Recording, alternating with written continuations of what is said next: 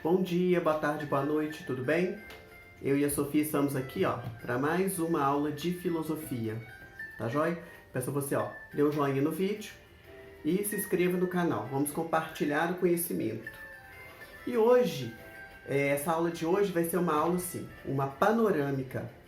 Nós estamos falando de ética. Esta é a aula de ética número 5. Nós já vimos 4 aí, então... você pode voltar nos vídeos aí, voltar no canal que você vai ver, né? Tem uma playlist de ética, tá joia? Esta é a aula número 5. E a fonte de hoje, né? Uma das fontes, eu vou colocar mais lá, referências, tudo na descrição do vídeo. Uma das fontes é o livro da Marilena Chauí, Convite à Filosofia, tá certo? Então vamos lá para a gente não perder tempo. Qual que é o assunto de hoje? O assunto de hoje é ética contemporânea e bioética. Ética contemporânea e bioética. Primeira coisa que eu quero falar para vocês. A gente falar de um assunto em filosofia é muito complicado, porque a gente tem que ver o que um determinado pensador falou sobre aquilo. E se aquilo realmente ainda é válido ou não, tá certo? Então, assim, o interessante da filosofia é justamente isso, né? Ela tem... Ao mesmo tempo que ela não tem uma receita pronta, ao mesmo tempo ela traz um monte de alternativas de respostas, né? E espero que isso, né, não te deixe angustiado, porque assim, se você quiser uma resposta pronta, uma receita, você não vai na filosofia, você vai em outro lugar, tá certo? Então, ética contemporânea e bioética. Primeira coisa, ética contemporânea. Para a gente falar de ética contemporânea, a gente tem que pensar em psicanálise, a gente tem que pensar em neopositivismo, ou seja, um novo positivismo, a gente tem que pensar em existencialismo, a gente tem que pensar em marxismo.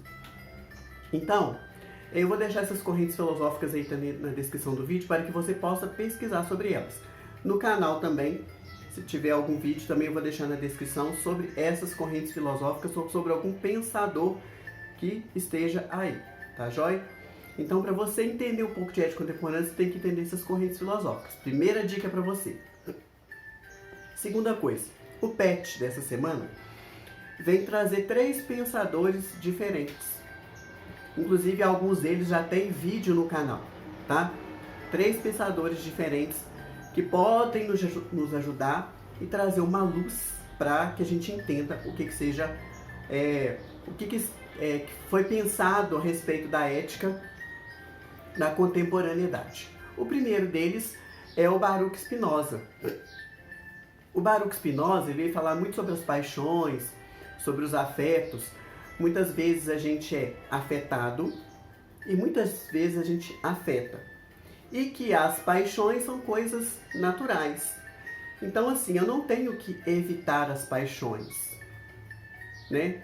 O vício não é evitar as paixões.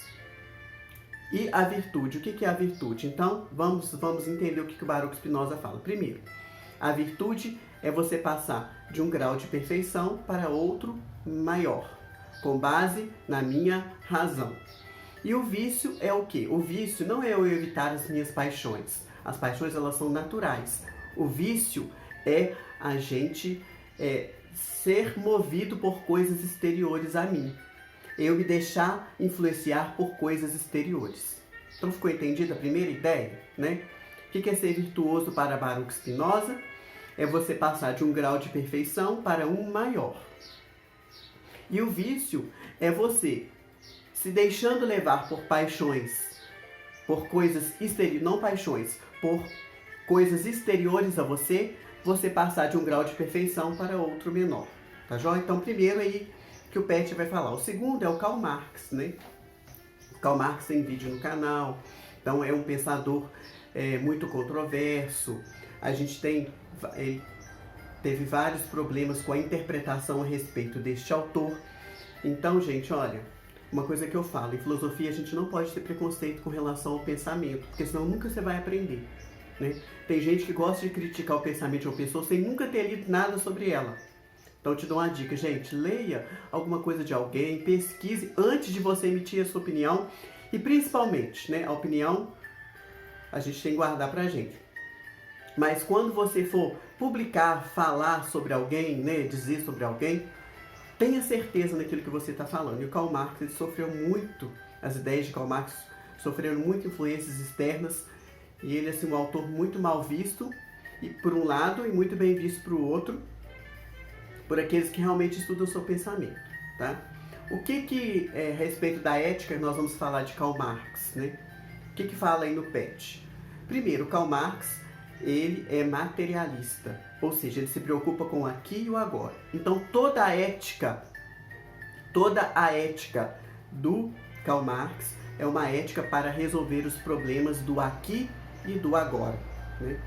Eu não vou fazer as coisas para alcançar o paraíso, não. Eu tenho que resolver o problema aqui e agora. E ele preocupou com as classes sociais. Ele fala que existe uma classe que domina, que é uma minoria que tem muita coisa. E uma classe maior, muita gente, mas que é pobre e que está sofrendo com essa pobreza.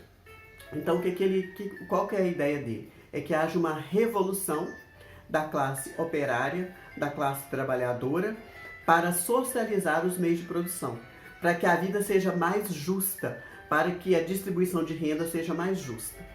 Agora, onde foi parar essa interpretação, né? Nós vemos muitas pessoas que vieram depois dele interpretando muitas coisas, então isso aí é por sua conta, pesquisar, né?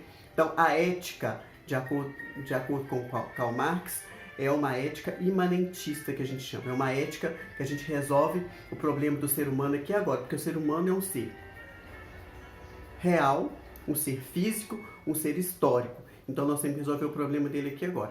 E a grande contribuição do Karl Marx foi o materialismo histórico dialético, né? Essa foi a grande contribuição que Karl Marx deixou para o pensamento filosófico, para o pensamento histórico e para o pensamento sociológico.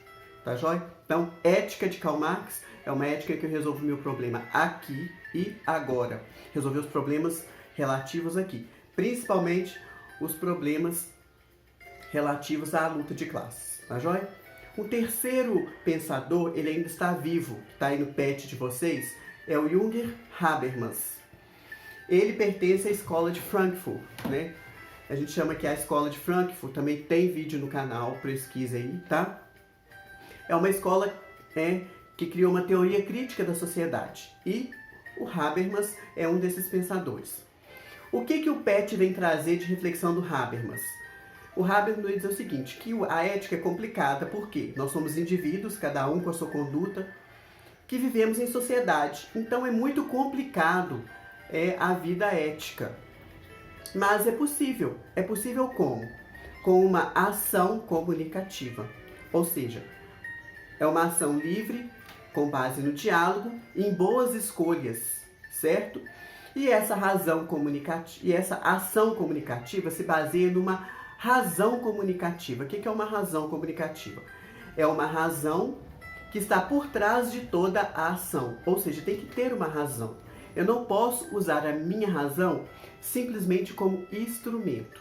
Então, a razão comunicativa se opõe à razão instrumental, né? A razão instrumental, ela criou bases até para o nazismo, para a eliminação de pessoas. Por quê? A minha razão, né, ela é apenas um instrumento. Ela não é nada mais que isso. Mas o Habermas vai dizer o seguinte, não. A nossa razão, ela tem que ser uma razão comunicativa. E para terminar, bioética. O que é a bioética?